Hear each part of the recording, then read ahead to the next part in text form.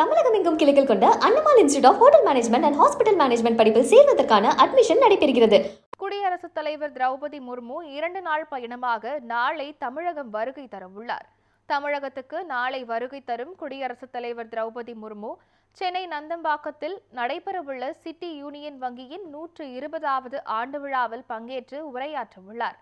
இந்த விழாவில் மத்திய நிதியமைச்சர் நிர்மலா சீதாராமனும் கலந்து கொள்கிறார்.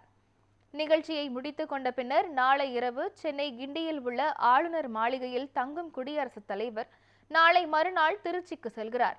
அங்கிருந்து ஹெலிகாப்டர் மூலம் திருவாரூர் மாவட்டம் நீலக்குழியில் உள்ள மத்திய பல்கலைக்கழகம் சென்று அதன் பட்டமளிப்பு விழாவில் கலந்து கொண்டு மாணவ மாணவிகளுக்கு பட்டங்களை வழங்க உள்ளார். பின்னர் ஹெலிகாப்டர் மூலம் திருச்சி சென்று ஸ்ரீரங்கம் கோவிலில் சாமி தரிசனம் செய்ய உள்ளார்.